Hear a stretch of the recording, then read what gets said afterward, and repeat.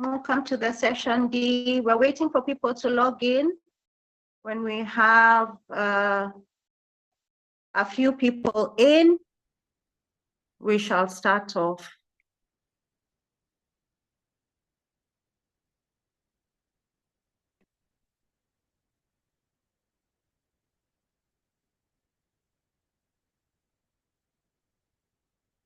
I wonder if D is Doris. Is that Doris?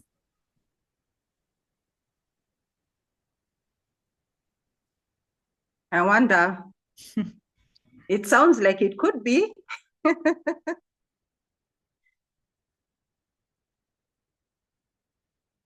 Welcome everyone. I've started the recording. Great.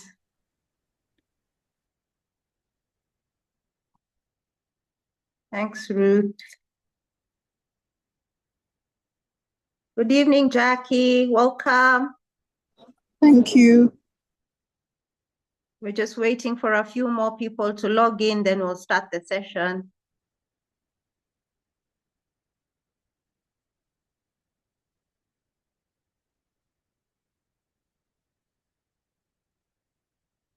Give it about 5 minutes. At 40 past, then we can just start with whoever is in the room in the interest of time.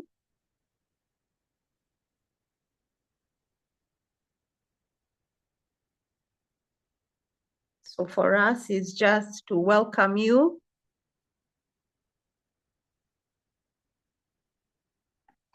We're so happy to have you on. Today is our launch day. New School HR Book Club launches today, 15th August, 2024. An auspicious day for us who have been in the back end. So let's hope we get a few more participants in. We have our author ready to go. So give us a few minutes. Team, do we have a reminder on the WhatsApp group? Yes, a clip has been shared actually. All right. Awesome.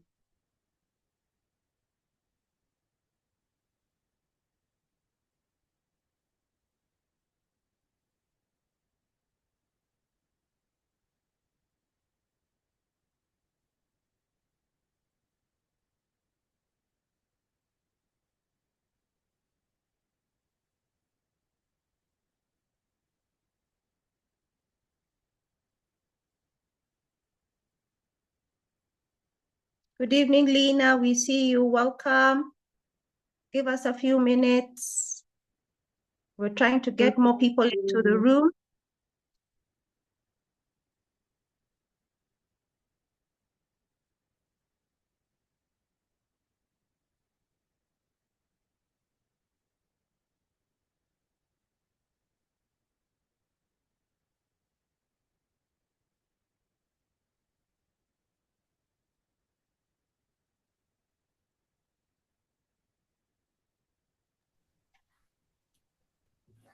I really am enjoying the video that Dorcas has shared.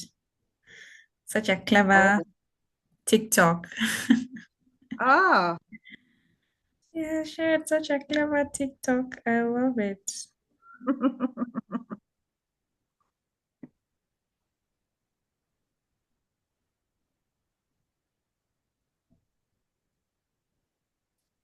This is very nice. It's very, very, very good.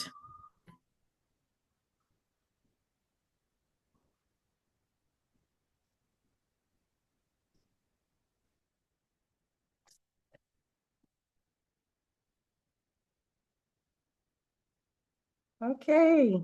Tag a friend to tag a friend. Tag a friend along, yeah? Someone was joining Time and is they dropped ticking off. away. Let me check on the main group. Someone was trying to join. All right. And they dropped off.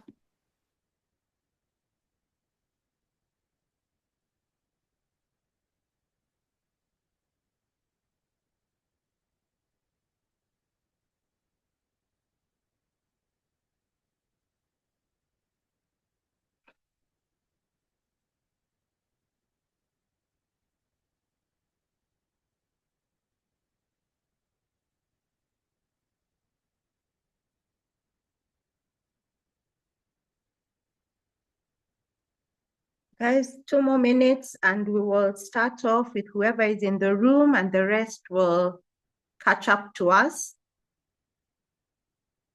so that we do not have a situation where we have you guys joining in and then having to wait for others.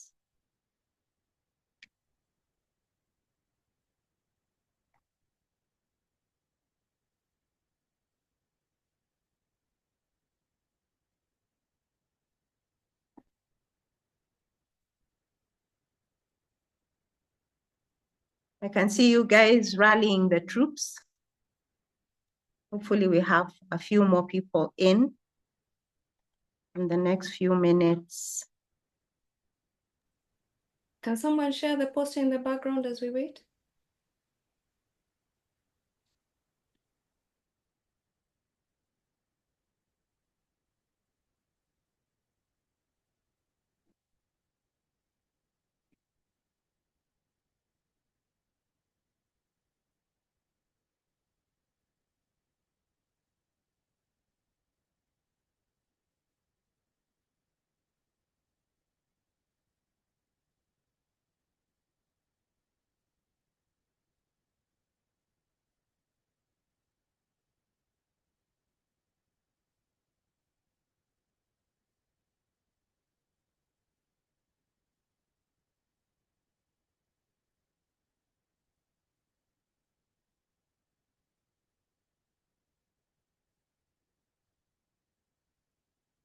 Good evening, welcome. We're just about to start.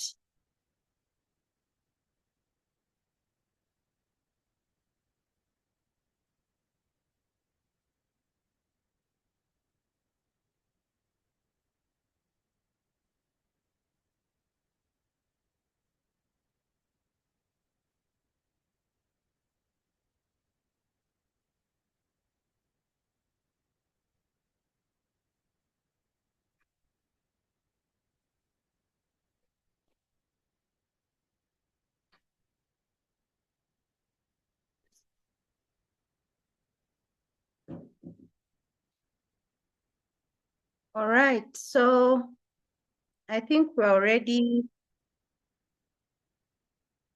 10 minutes into the time. So Modoni, I think we can proceed.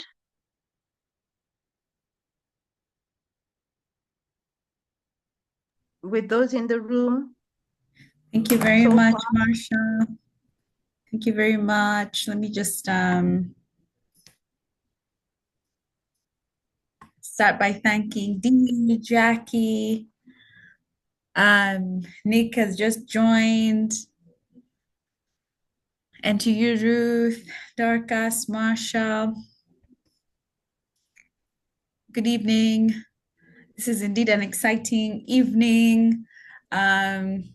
Amidst all that is happening in our workday, us spending time together to learn from our very own Pauline Kiraithe, a wonderful mentor, a pace setter. It's such a privilege. Hi, Lena. Welcome. Mine is just to welcome you all and say that this is just has been a longish journey.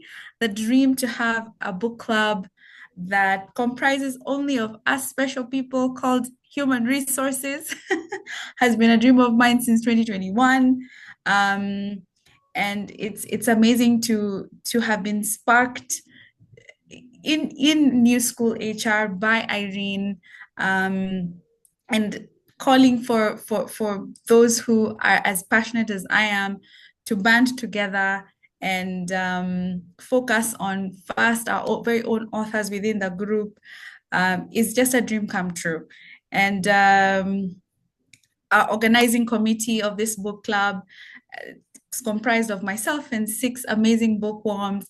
Ruth Serem is in the room, Marsha Mushiri, Dorcas Njuguna, Doris Muige, we have Caroline, we have Benedict. Marsha will run through everyone at the end. It is an honor to have all of you here. Our host is Marsha.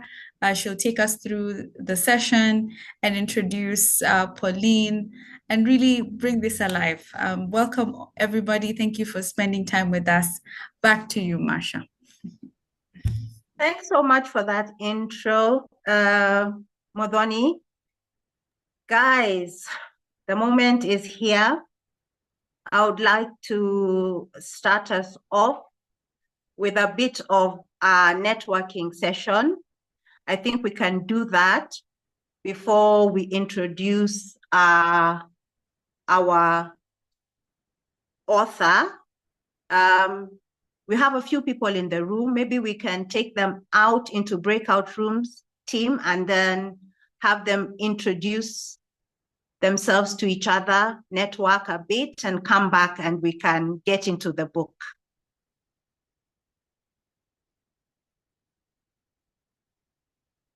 Fantastic. Welcome, Pauline. Welcome, everyone, to the group. Thank you, Mudhoni. Thank you, Masha.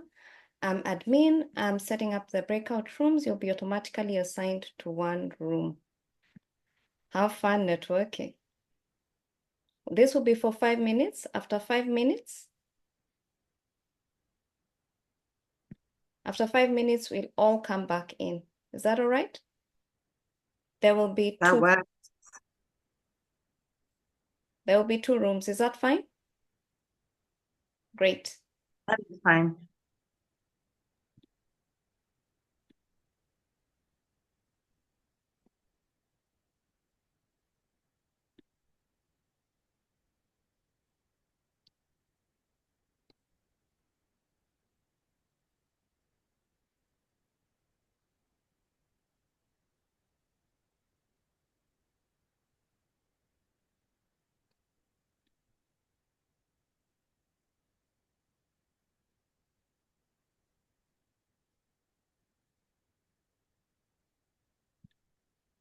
I decided not to join the room. Oh, okay. Ruth, I'm feeling a bit nervous, so I just said, let me not take my nerves into the, I was wondering I if guess I was expecting to see more people. I was about to put you in. Don't. All right, so I'll leave you here as I go to the rooms. Is that okay? Okay, that's fine. Let me take a tour.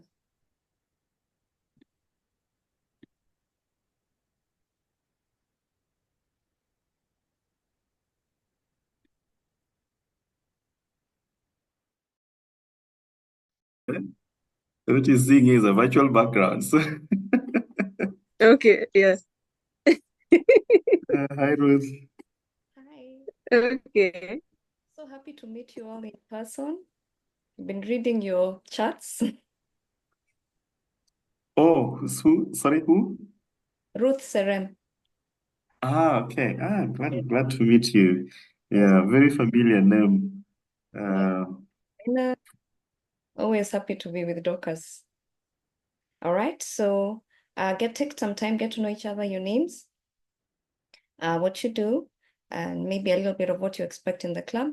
I'll pull you back into the main room in 5, but you can see the time remaining. You only have 3 minutes.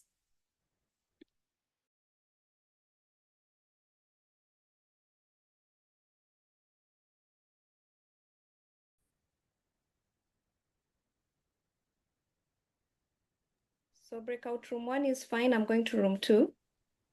Okay.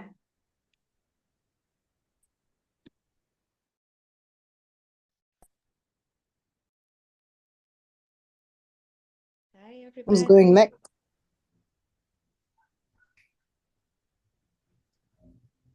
Pick one, eh? Please rename 327968.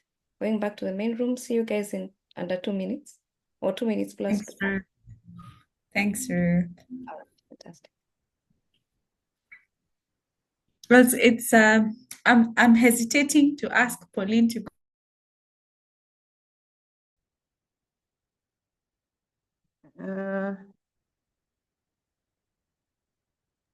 The sessions are going on fine. Okay. I think Dorcas was New participants joining. dropped out of her room. I don't Dorcas, know if I she's can still sign you. here. Would you like She me to? wants Yes. to rejoin. Let me see how to send you back.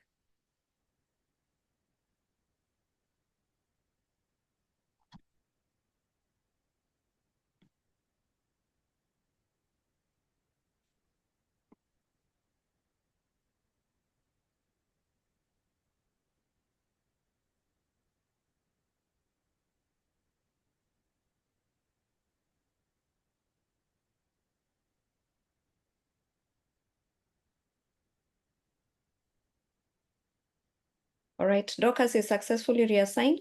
I'm waiting for new people to join and assign them as they come in. Okay. Mm. We're 10 minutes in. I'm worried about the quorum being so low, We had but at least we've expected 10. launched. No, we had expected Yeah. 10. So I think the room has 10. Yeah. We are fine. Anything I beyond like 10 it. is success. Mm. And then it calls for more intimate discussions, more questions answered. Yes, That'll be yes. fantastic. Guys will get more out of it. All right, the rooms are closing in 16, 15.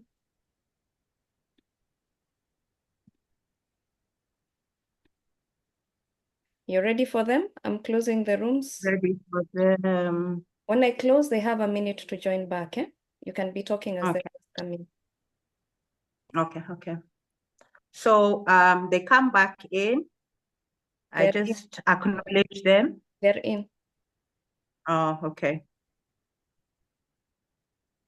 Welcome back, guys. It's Welcome closing in back. 30 Welcome back. seconds. So they'll be popping in one by one. One by one. Okay. All right. They have a countdown of 60 seconds. So now we are at 30. All right.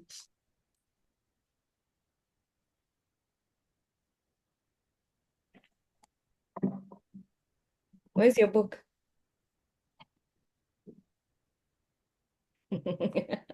Where's my bookmark? My bookmark, Oh, I got this from my daughter as a gift on my birthday. oh, here it is. Yeah. Oh, oh, that's so cute. Yeah, I know, right? She knows her To mom. have girls. Good to have girls. I have boys. We should exchange.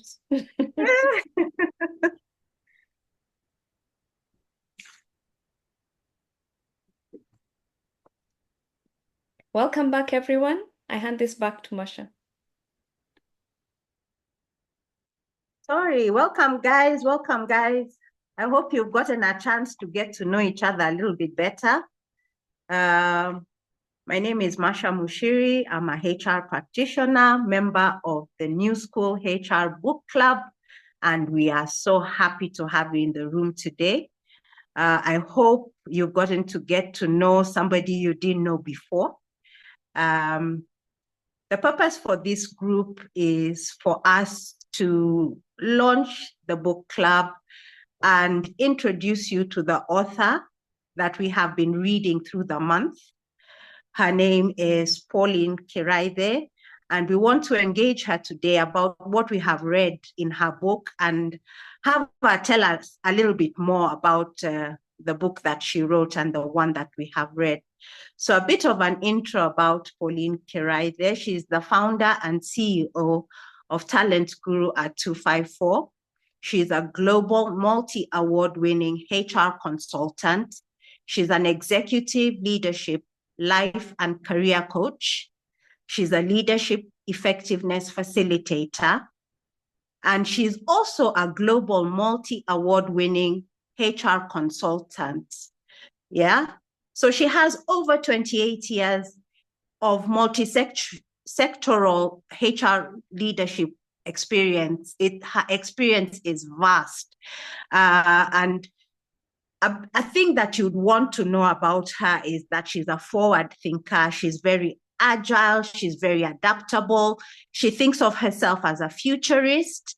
She's a social media influencer, and she has mentored and influenced large groups and large audiences to have a better vision of themselves. So Pauline is the author of Owning Your Career, the book that we have been reading, The Journey to Success. And we have her in the room. Welcome, Pauline. Where are you? Say hello. Hello. Hi. Oh, nice Can to you have see you me? here, Pauline. Karibu, karibu. I just wanted to wind it off with a few numbers because I think having interacted with with you over the years. You've always told us you can't manage what you can't count. But the amount of impact that Pauline has had in her career, she says she has coached over 6,500 people and has impacted over 250,000 careers. Wow, Pauline, wow. It is nice to have you amongst us. So we want to start off the session, Pauline, with a bit of a Q&A. And guys, anybody who is in this room, please take time to put your questions on the chat if you haven't already. We have some questions that have come in. Before we take you to those questions, we just want to get to know a little bit more about the book. We saw that you wrote this book in November 2021.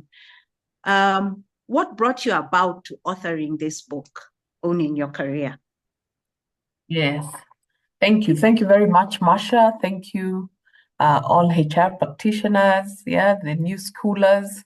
I really enjoy that group where I find with my similar-minded people. So I really enjoy that space and all the interactions that happen. So what made me write this book? So this is actually a COVID baby. So many books, so many babies were born in COVID. So this is one of the babies. It's a COVID baby. And what actually made me write this book is I actually did a group. Ascend actually was launched during COVID. So when we did the first two cohorts of Ascend, and these were 80 women from Ethiopia, from the UN. I remember, I'd always thought that I would write a book, but I always thought that I would write it in old age, much older, but not right now. So when I finished training this group of 80 women, every single lady kept on asking, Pauline, where is your book? You have so much knowledge, so much great experience. Where is the book? So knowing me and where I come from, I looked and I did the math, and as well, those were 80 books I could have sold. So for me, it just made logical sense. You need to write the book. But anyway, from a more serious point of view, the reason why I wrote this book is because I also realized that not everybody can do the Ascend program. The Ascend is a group coaching program, career coaching program, which I also launched during the same period. It's a program that helps people understand everything that they need to think through with their careers. The reason why I came up with this program was I realized in my over 20 years managing people in the workspace, I realized that there was no one doing this in the marketplace. And what was happening is that we just manage and grow our careers by sheer luck. And there was no real method to how people grow careers. And actually, I was, you know what? Actually, there's theories, there's thinking around how you can manage and grow your career. And I could see some people in the workspace knew it, others didn't. So I said, why not put it into a book? A book where anyone and everyone can be able to access a career playbook that will, if you read from the beginning to the end, it will at least give you a guidance on the things that you're doing right and the things that you're not doing right. So how I wrote the book is you can actually do your personal coaching as you're reading the book. It's not a book you read from the beginning to the end. You do it chapter by chapter. Each chapter has coaching questions. So at least you can do your own self-evaluation as you go. So for me, it was intervention for the marketplace, but especially for the mass market. So that if you can't attend any of our interventions in the marketplace, then at least buy a book, and it is cost effective, and you can be able to still access career coaching. Oh, wonderful, Pauline.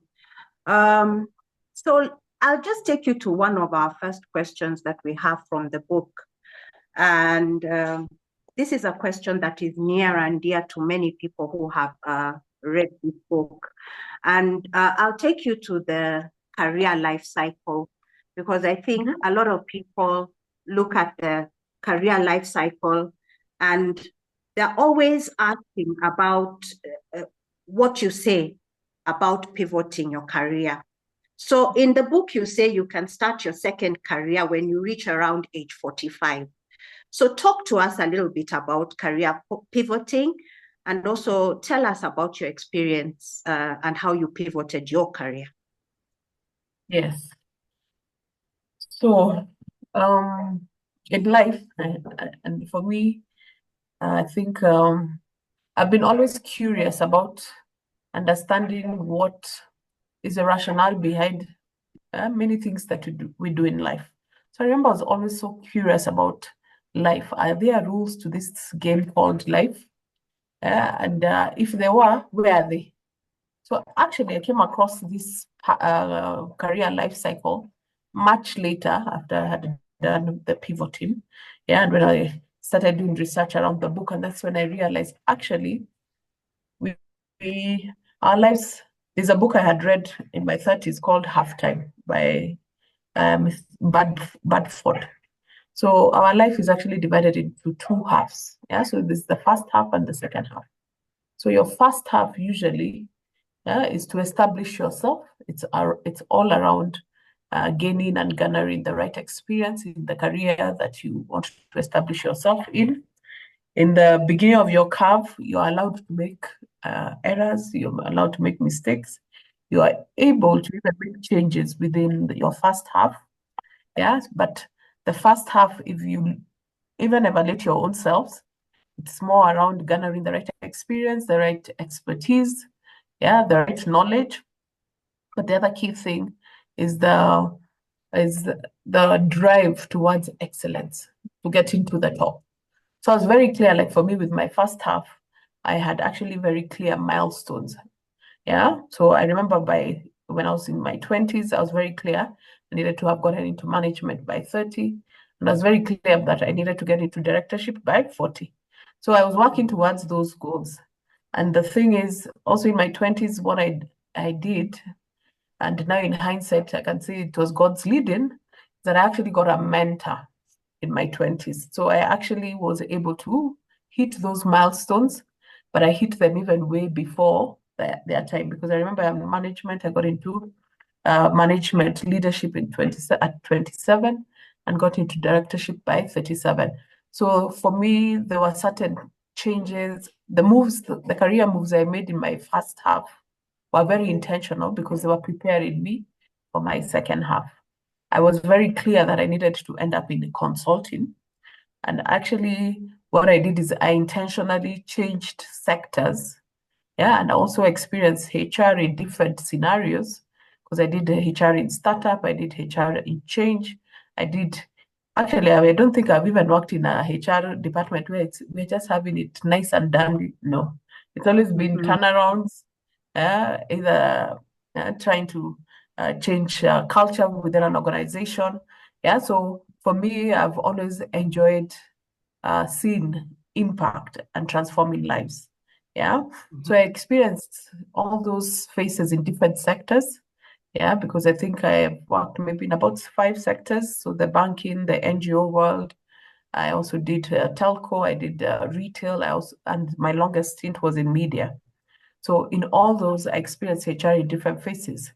So my first half was just about garnering experience, the knowledge and exposure. And the other key thing for me was to get to the top. Yeah, and get to success. But I was very clear that with my first half, I was going to switch it over in my second half. But I knew that the experience I'm getting in my first half, I will use it in the second. So your second half usually is about significance. It's not just about success, because success, you've already gained it in the first half. So the thing about second half is what legacy are you going to leave behind? Truth be told, 20 years of doing something really well, you will gain a lot of good experience. So I asked myself, so am I just going to one day retire and that's it? All this information will just go and disappear with me? So I felt that my second half should be now building capacity in other people.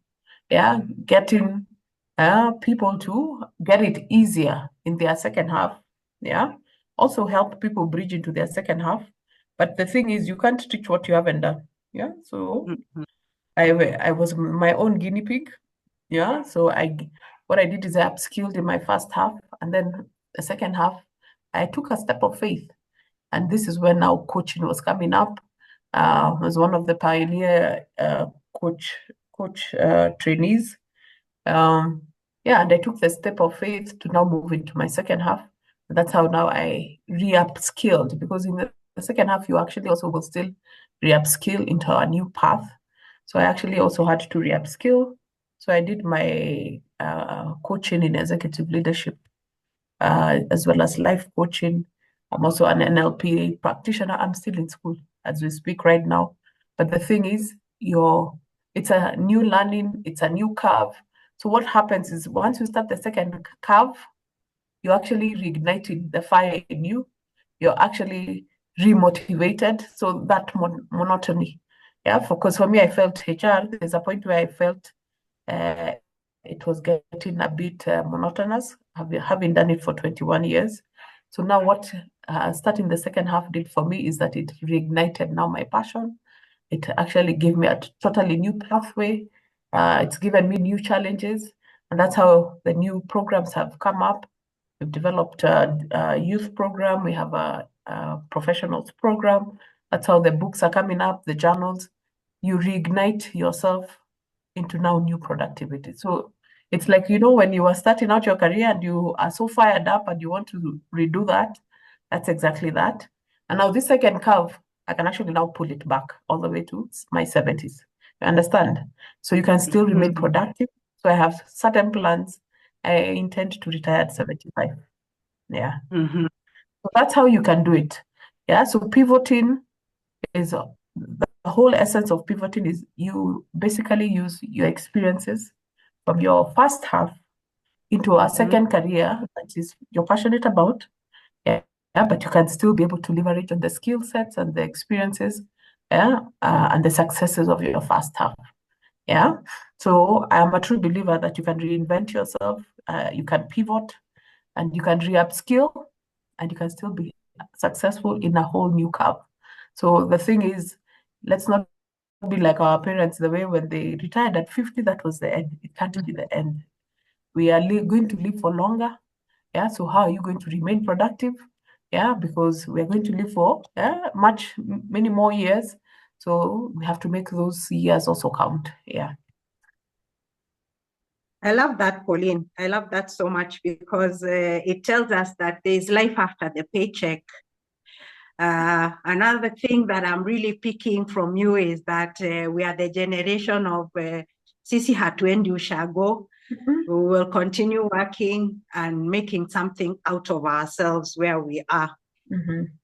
So now, Pauline, we have a question here from one of the people who are reading your book. And she's asking about falling in love with your career and what your perspective is on maintaining love for one's career, even when the odds are against you. And the odds are, of course, the paycheck. You want to jump to another role because of the paycheck. Sometimes you find you're falling out of love with your career because of the environment you're in. Probably your boss is a bit of hard to deal with. And probably you might have politics in there. How do you maintain the love for your career in such places in your career? Yep. So for me, I'll use a practical example. I remember I had a very bad boss for 3 years, 3 whole years. This was the first time in my whole career life I actually had a pre-typed. Can you imagine? Pre-typed resignation letter. Me, of all people. But Yani, it had even auto date so that in case you make me annoyed, I can just do hit print. I give you the letter. I'm done. But I remember my mom told me one thing. She told me, guess what? The two of you are both hired. Nobody owns that organization. So you can never leave a job. Never leave a job until you're ready to leave. Are we together? Yes. Never leave a job until you're ready to leave. No other human being, not unless they own the organization, But if they were both hired, you leave at your terms when you're ready. And I remember now that is what actually made me stay put. But actually, the other key thing for me, I remember the reason why I was there is because that was the time I was even doing my MBA, and I was just about to finish my MBA. So I thought, you know what, I can't start moving jobs here because of this one person who's unable to manage themselves, yeah, and be a good human being.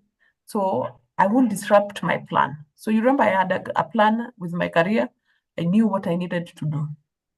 So the thing is, for me now, from that experience, one thing I'm very clear about is for anytime I'm working in a place, by the way, I have to have a plan. Why I'm there, what I'm going to achieve there. Once I achieve it, then I can leave. You understand? And I always tell people, you can never work for an organization where you came, you worked, you left, and people even forgot about you. Wherever you're going to work, make sure you leave an impact, and may they remember you. May they remember that you win that organization. Yeah, leave an impact, impact people's lives. So for me, I was very clear after that ordeal, yeah, of 3 years, that actually nobody will ever make me leave an organization just because they frustrated me. I will live always in my terms. Yeah. And so for every work stint, make it count. Yeah, make it count. The other thing is, how do you love your job? I think the key thing is first, make sure you're in the right profession for starters. Because the truth is, like for me now, I wouldn't be in my 28th year doing HR if I really didn't have that passion to want to transform people's lives. If you want to do the long haul, and if you have any doubts about where you are, I always say look for a coach, get help, get clarity about why you're where you are, yeah, and get that bigger rationale, get that bigger thing that's pushing you to want to continue doing what you're doing. You understand? Yeah. Yes. And that's why we have to look for a purpose. Once you look for your purpose, that greater reason why you do what you do. Right now, you could be that HR officer, but if you have that greater purpose, yeah, you know why you're doing what you're doing. And the other thing is, the other tactic that I also learned is your workspace is just a key, small element of your life. So ensure that the other parts of your life are also working. So that even if that workspace is not working for that moment, it could be temporary. But that boss might even, like for me, actually what happened, she was sacked and life went on. Yeah, we all continued with our lives, and we ended up doing great things for that organization in the end. So the thing is, don't make that one little element of your life determine the whole aspect of your whole life. Just because work is not working doesn't mean that your life is bad. You understand? Yeah, manage that little segment. No, this is just for a season. I know what I'm working towards. Yeah, so that strategic view of why you are doing what you're doing and why you're in the specific organizations, you have to be very clear about that. Yeah, and then you'll find all these other things are just sideshows, eh? Yeah, bad bosses, politics, all those things, sideshows, because you know why you're why you're in that organization, why you're doing what you're doing. Once you achieve it, once you have the impact, you have the results, time for you to move on. Then you can move on. You have a story to tell, yeah, and that's how you build up capacity from one experience to the other. Awesome. You know, the thing with working in a difficult workspace, you throw in the towel. I think you've given us a few more perspectives to look at and not just let one situation run us out of the organization. Sisi wote tuliandikwa na kalamu. That is what is coming out. Yes, yes, yes. So I don't know if we have any questions in the chat, Ruth, before I go to another question from what came in earlier. Thanks, Pauline. Thanks, Masha. Yeah, Steve Jobs agrees with you, Pauline. He says the only way to do great work is to love what you do. Yep. Yeah. And there's Dorcas was commenting on the familiar story of the not so nice boss. Is that the truth? And it's crazy, man. yeah, Nick likes leave at your own terms. It's a wisdom nugget. Thank you for sharing that.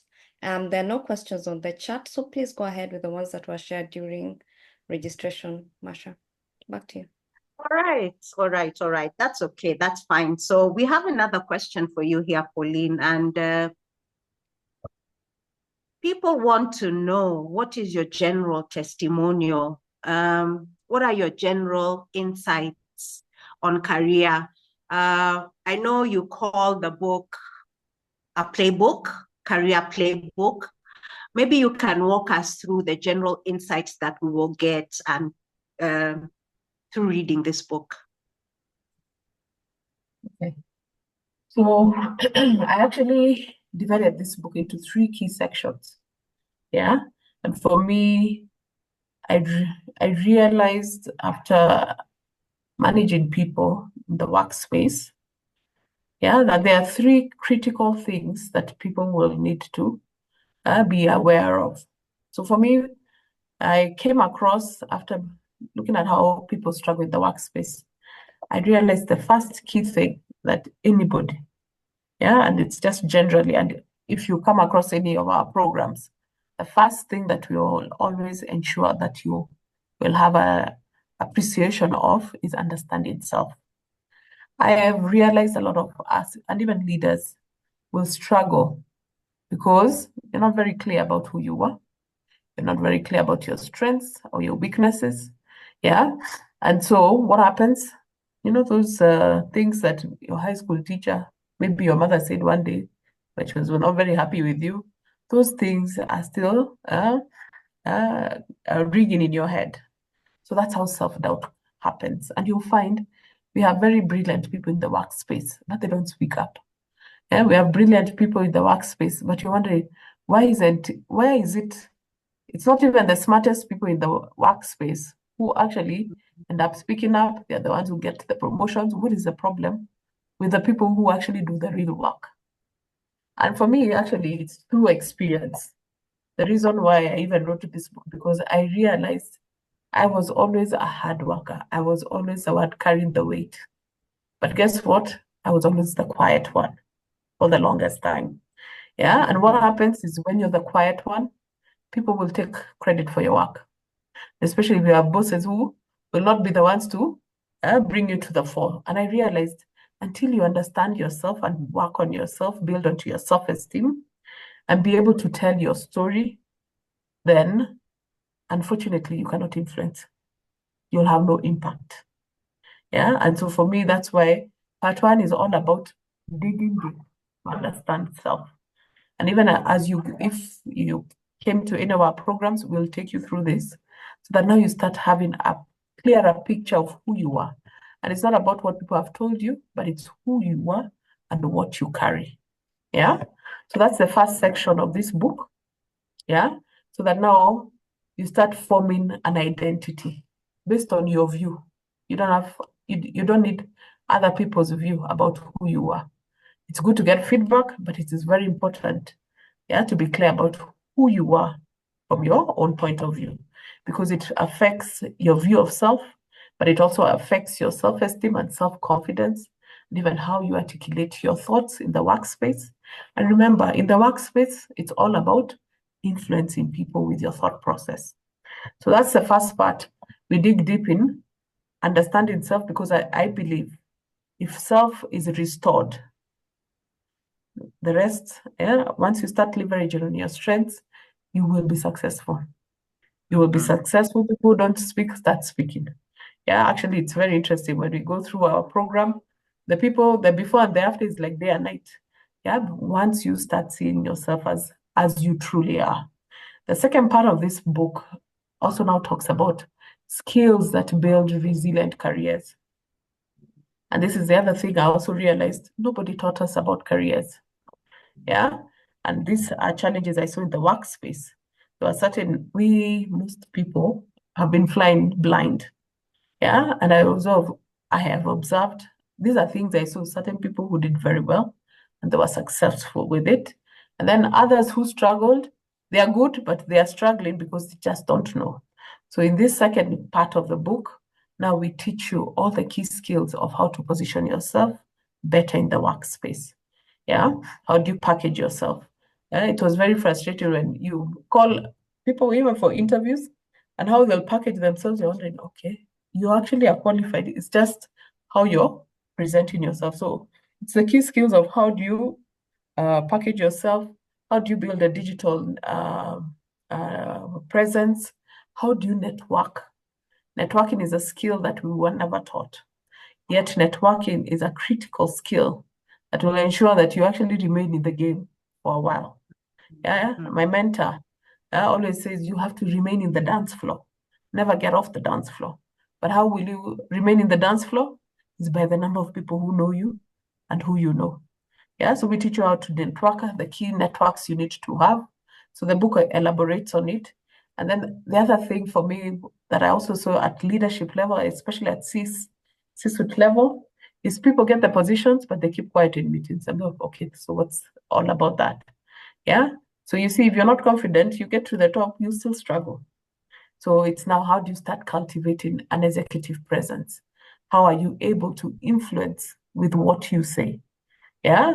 And I always give this analogy. Have you ever been in a meeting, you say something, people don't get it.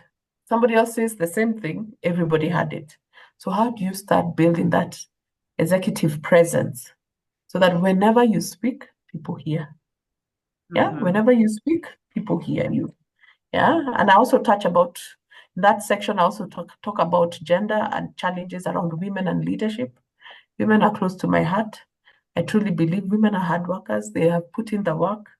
Yeah, but now how do we package women to come to the forefront? How do we package women to stop fearing leadership roles? Yeah, yeah, so that we can influence and also now bring in our perspective. So we also talk about that where we do our own self-evaluation, yeah, as to the things that we are doing right and not well. But we also look at the future of jobs and careers in the fourth industrial revolution, because I can tell you jobs are changing. The things that we wrote about here now, most of them already happened. Yeah, so the thing is, how do you start looking at your career with a strategic view, always being 5 steps ahead? Yeah, change that shouldn't happen and find you not prepared. Then the last thing is habits that will help you. The last section of this book is just basically habits that help you build your career intentionally. And for me, these are practices that have worked for me over the years. So I've been a journaler over 30 years. We've created now a living intentionally journal. Yeah. And for me, there are certain principles. Through my journaling journey, there are certain insights I've gotten about myself. So I always tell people, you cannot manage something that you are not recording or you're not writing about. Same thing, you will not have a good appreciation of yourself if you're not journaling your journey. Yeah. And so one thing, and when I discovered the power of journaling, and it's a key tenet of the things that we train, especially in personal excellence, and even when you want to manage your career, is I realized over 10 years, everything that I had written to achieve, I might not have achieved it in that said year, and I might not have achieved it in the second year, but by the time maybe the third year, because for me, what I do is I put down the goals for this year. I achieve whatever I've not achieved, I follow it up and it's taken to the next year, following year, until it doesn't get off the list until it gets done. And so that's what has worked for me. And so I realized after 10 years of journaling, I went back and I realized all the things that I had actually put to achieve, I had achieved. So I realized actually journaling is a powerful tool and it will actually propel you forward. Yeah, so it's a tool for me, I find, that will actually help you even just manage your career going forward. Yeah, so things just don't happen. You have to make them happen. And journaling is one of the things that will make you push and propel yourself forward. So those are the tools that we also talk about in how do you live your life intentionally, and also just that life planning tool that we share there, so that exactly what I was telling you, your career can be unhappy, but look at your life holistically. So that now, even if your job is not working because you have that one bad boss for that season, it doesn't mean your whole life is not working. So it's how do you manage happiness across the other things that will complement and ensure that you still remain positive during that tough season. You understand? Yeah, so those are the 3 key sections of the book. Oh, that is so nice. What a nice breakdown of owning your career. I think at this point, I will hand over to Ruth to take us through the halftime session. Ruth?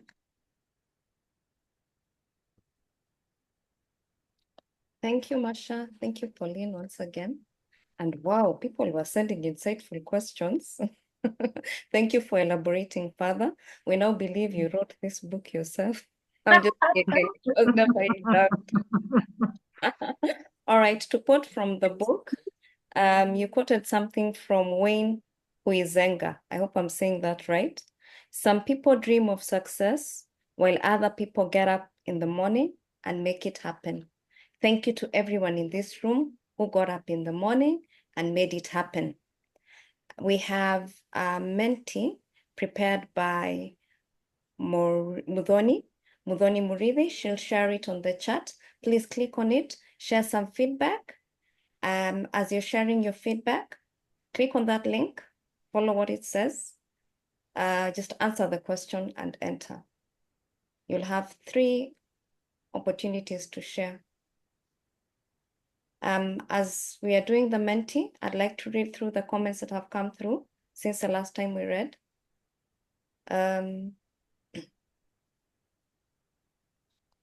Caroline, to quote Caroline, make every stint count. Be remembered for impact. Very important. From Nick, influence, executive presence, and networking are key ingredients for staying relevant in the game. True. The power of journaling. Diana says she didn't enjoy it, but now she sees how powerful it is.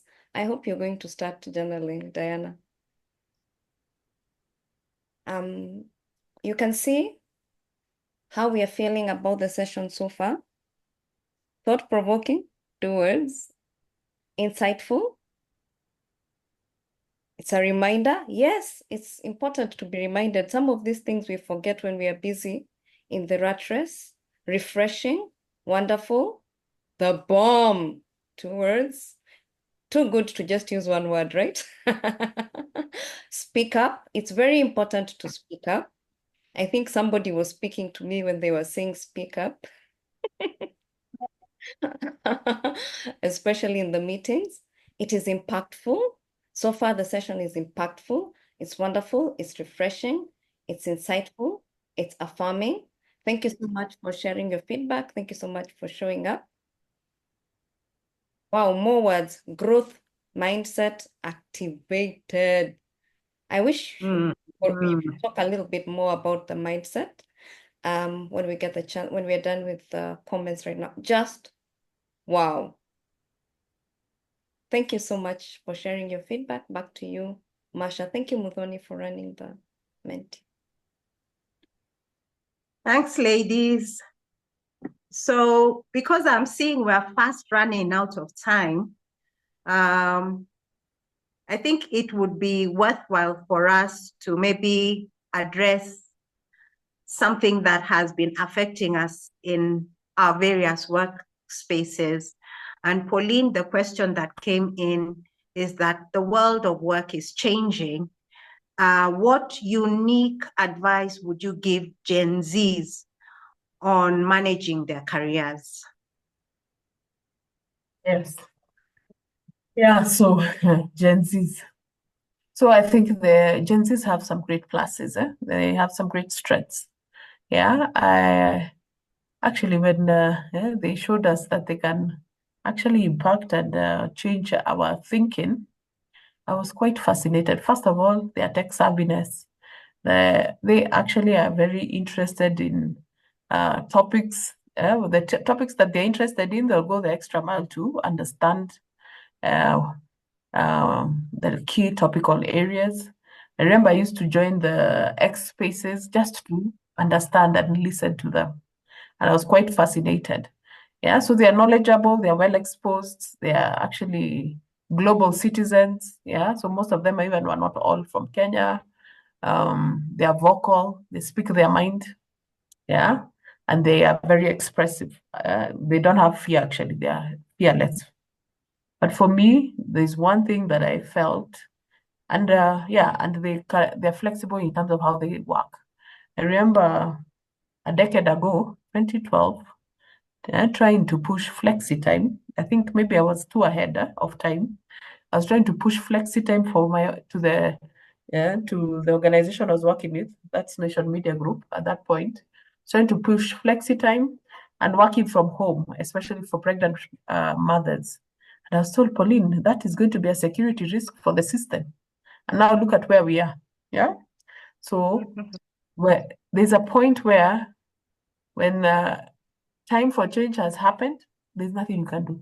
So in terms of how we are working, that has already changed. It's shifted. And for me, I love it. Yeah, I love that you can work from home. I love that you're even more productive working from home. But for me, I think the only advice I would tell them, especially around their careers, because I find that they are very impatient. I find that they are a bit impatient. And I truly believe that there is nothing good that comes quickly. Yeah, even wine has to be matured with time, isn't it? Things Yes. have to be matured with time. So for me, my key advice is yes, remain curious, keep learning, keep upskilling. But the key thing is at least stay in certain areas for a while so that you can learn. Yeah, because I think insights and wisdom come with time. Yeah, so for them not to be too fleety. Yeah, too fleety because yes, you're exposed, you have information. Yeah, but sometimes take time to dig deeper. Yeah, the other thing I've also realized about them is that they just want knowledge, but they're not caring about even where the knowledge is coming from, which also sometimes can lead to misleading, yeah, where you're getting content from the wrong sources. Yeah. And I've met young people, they're even doing teaching in topics they're not even trained on, but the fact that people want that knowledge, they're sharing. So that's why I'm saying they also need to be more cautious in terms of where they're getting their information, their sourcing, so that when you mature like a fine wine, be able to be an authority in that area. I'm still of the school of thought that yes, you still have to be able to stay on a topic or on a subject matter for a while to be able to fully appreciate what it is. So the thing of today you're in IT, the next day you're in marketing, and the next, no. I truly believe take time, build on to skill sets. Yeah. You can leverage on skills from one area to the other, but we can't be too fleety. So that's for me my key question mark with them. And I think yes, there's some coaching that's required in that area. Yeah.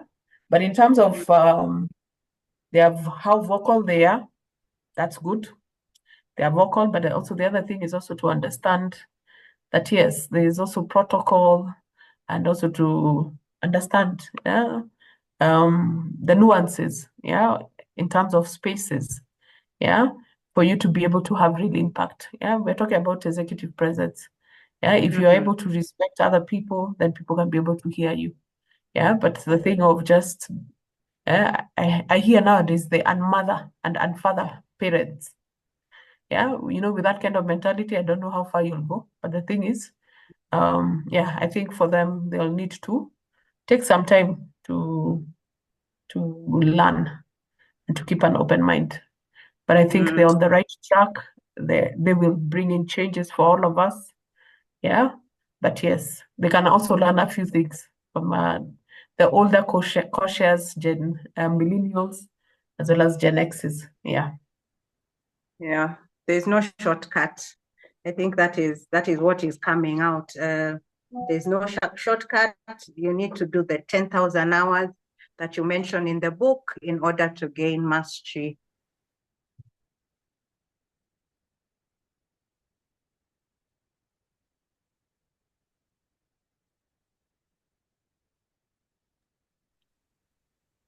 Gen Z definitely have the energy I agree with you. It's just guiding. As a mother of a Gen Z, I'm so thankful for your words of wisdom, especially now that you're trying to navigate selecting subjects for A levels. So I really appreciate that. Very timely. Thank you very much. Masha is experiencing a technical challenge. As I wait for her to join, I'd just like to share a comment from Lena. To quote, COVID did us a solid one by making flexi time and work from home normal. I'm a big beneficiary. Ain't that the truth? I got to study Yeah. for HRP through online because of COVID. So COVID wasn't all doom and gloom. And what I'm getting from you is not to be discouraged when we are thinking ahead of time. It's to keep forging forward. And I appreciate you for daring. And yeah, I'm getting courage to do the things to present my ideas that may seem not of time yet. Thank you so much for sharing that. Welcome, Muthoni. I think now we can close. I hope we're not leaving anyone out. Is there any more questions that we'd like to speak on before one final word from, or many final words from Pauline?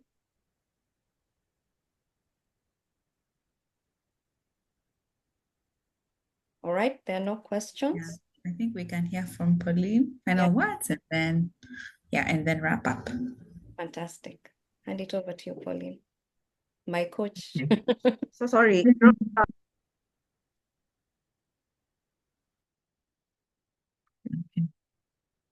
Masha, you're back? Okay. So my final words. So I'll give you my final words as HR practitioners. Yes, I'm back. Welcome back, Masha. Please go ahead, Pauline. Okay. So I'll give you my final words as HR practitioners, and you as individuals, So I'll start out as you as HR practitioners, I'll tell you that you actually have a noble responsibility with what you're doing in the workspace. You have an opportunity to change lives, So I would tell you, please handle that responsibility with care. I'll tell you, treat people humanely, just as our profession says, human resources. Let's be humane. Don't be like that bad boss that I had, who gave me a real nightmare for 3 years. Be those bosses that people will remember. And I'll tell you now, I'm on the other side. I can tell you, I can see the benefits of being humane. It actually adds up in the long run. But the thing is, it's a responsibility to be able to impact people, and you're going to impact their lives, their mindsets. You're going to be able to impact even just the trajectory of their lives. Nowadays I meet people I worked with over 20 years. They tell me, oh, that one thing that I said one day in a meeting, which I can't remember, changed their lives. So imagine, just by virtue of being their leader, they listen to every word that you speak, and just know that you're actually constantly impacting lives. But as individuals, I'll tell you also that you cannot take people where you haven't been yourself. So actually you have to be at the forefront. In terms of developing yourself, you always have to be at the forefront in terms of your thought process. So don't be that HR person who you're learning from your people and you're the one lagging behind, because a learning organization is a leading organization. You're the ones who will drive change. You're the ones who drive transformation. And you can only lead from the front. And as you do that, you will find that you have impacted lives and you have left a legacy. So guys, you're at the forefront and you have an opportunity to leave a legacy. So that's all I'll say. Thank you. Thank you, Pauline. Go ahead, Masha. We can see you. We'll be able to hear you.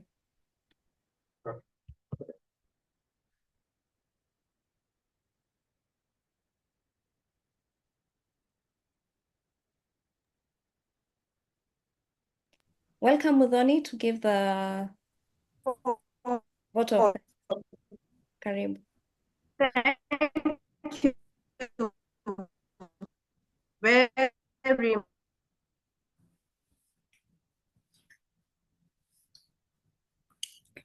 I think Marsha's network is a bit challenged. So Ruth and I are here to just back her up. Thank you all for tuning in.